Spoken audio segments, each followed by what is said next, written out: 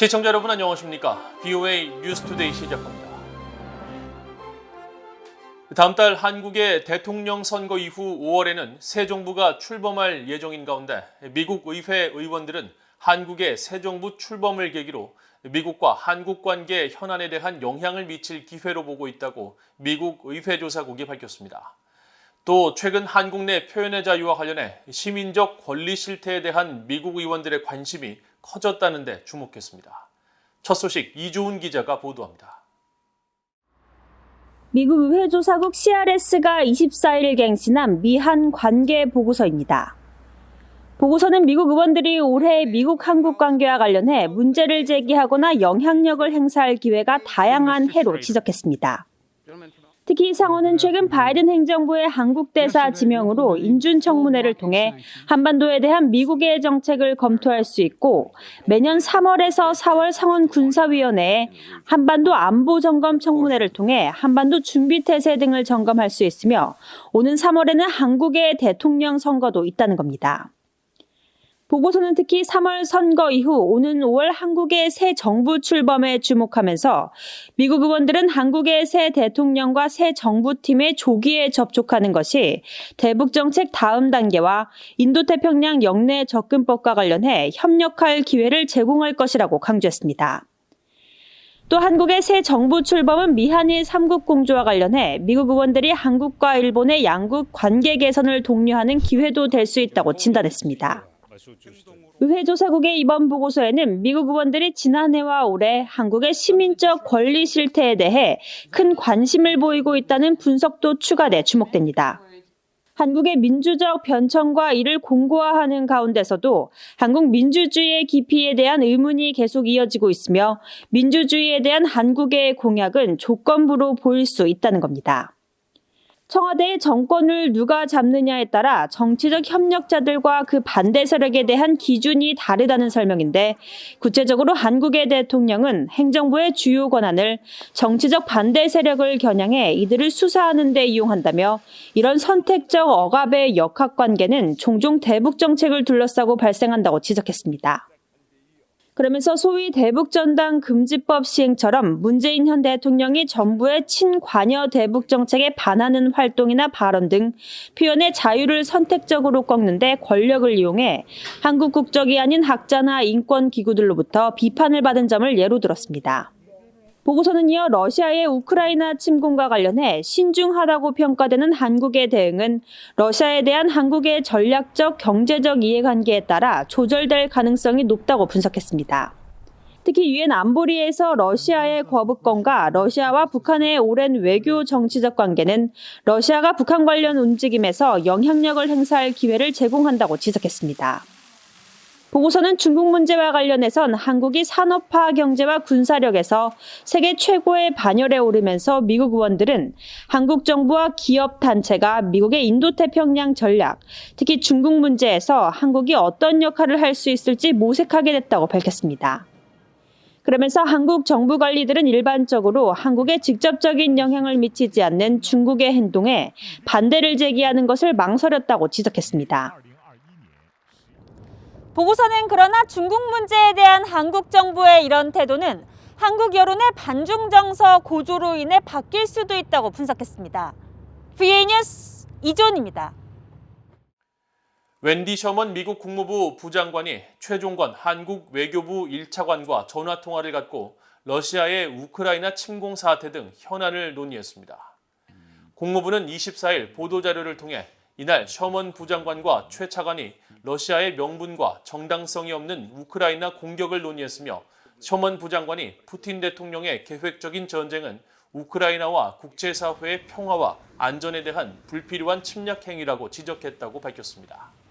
이어 재앙적 수준의 인명 손실과 고통을 불러올 러시아의 행동에 책임을 묻기 위해 단결되고 단호하게 대응하는 것이 중요하다고 강조했다고 전했습니다. 한국 외교부도 보도자료를 통해 양측은 러시아의 우크라이나 무력 침공을 강력히 규탄하고 즉각 중단할 것을 촉구했으며 최 차관은 한국 정부가 국제사회의 책임 있는 일원으로서 사태의 평화적 해결을 위해 경제 제재를 포함한 국제사회의 대응 노력에 적극 동참하겠다는 입장을 전달했다고 밝혔습니다.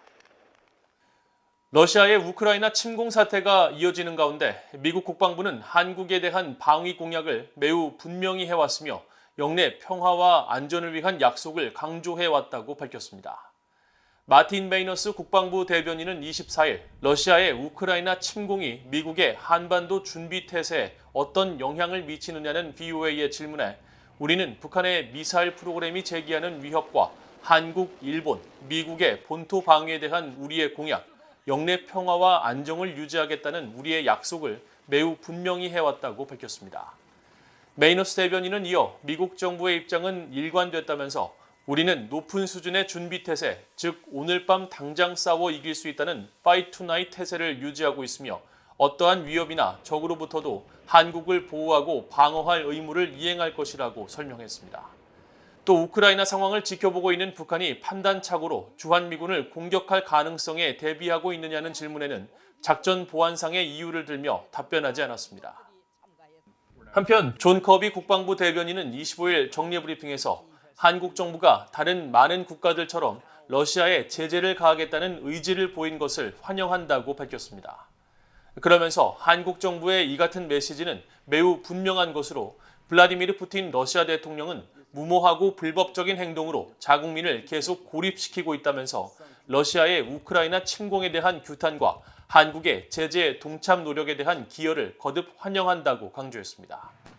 커비 대변인은 또 러시아의 우크라이나 침공과 관련해 미국 국방부는 조국을 수호하기 위해 필요한 모든 것을 할 것이며 조 바이든 대통령이 언급했듯이 미국 정부는 북대서양 조약기구 나토 회원국의 모든 영토를 방어하기 위해 해야 할 일을 할 것이라면서 미국과 동맹국 모두에 대한 의무를 진지하게 받아들일 것이라고 강조했습니다.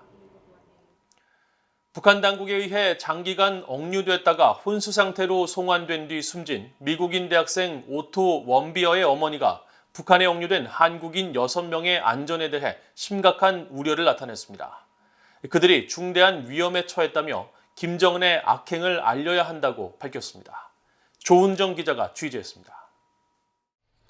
미국 등 68개국이 서명한 자의적 구금 반대 선언 1주년을 맞아 북한에 억류된 한국인 6명의 관심이 모아지는 가운데 미국인 대학생 오토 원비어의 어머니가 한국인 억류자들에 대한 우려를 나타냈습니다.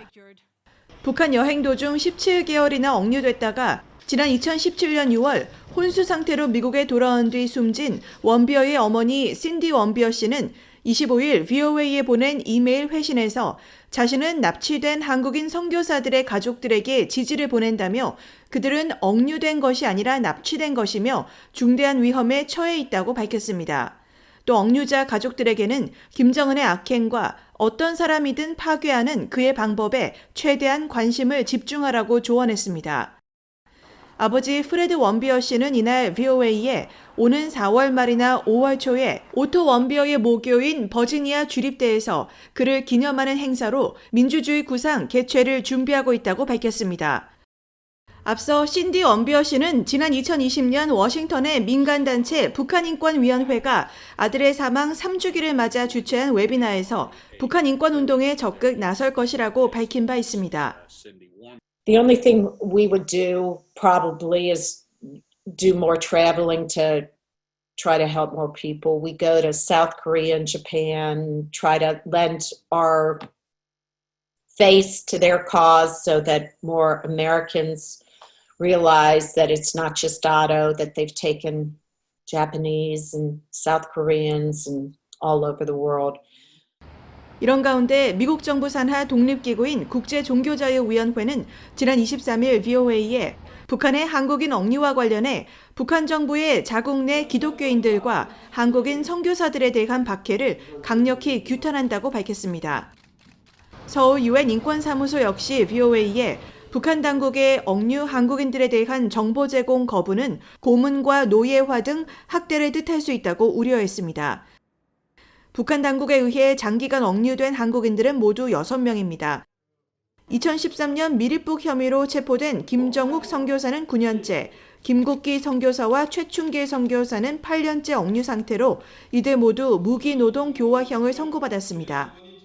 또 탈북민 출신으로 한국 국적의 김원호 씨와 고현철 씨, 함진우 씨도 북한에 장기간 억류된 상태입니다.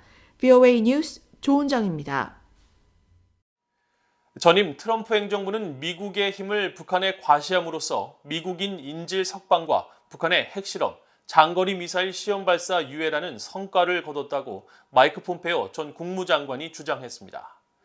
폼페오 전 장관은 25일 미국의 최대 보수 진영 행사로 불리는 보수주의 정치행동회의 연설에서 2018년 당시 트럼프 대통령의 지시에 따라 김정은 위원장을 만나 우리는 옳은 일을 할 준비가 돼 있으니 당신도 옳은 일을 해야 한다고 말했다면서 이같이 밝혔습니다. 폼페오 전 장관은 그러면서 우리는 미국인을 데려오기 위해 악당에게 미국인의 돈을 한 푼도 주지 않고 그저 미국의 힘을 과시했을 뿐이라고 강조하고 북한의 김정은 국무위원장에 대해서는 구금했던 젊은 미국인을 미국 집으로 돌려보내 죽게 만든 무자비한 지도자라고 언급했습니다. 북한과 톱다운 방식의 핵 협상을 시도했던 트럼프 행정부는 이를 통해 북한과 전쟁 가능성을 막았다고 자평하고 있지만 바이든 대통령은 폭력배에게 정당성만 부여했다고 비판하는 등 톱다운 방식의 대북 접근에 부정적 견해를 보이고 있습니다. 이상으로 VOA 뉴스투데이를 모두 마칩니다. 시청해주신 여러분 고맙습니다.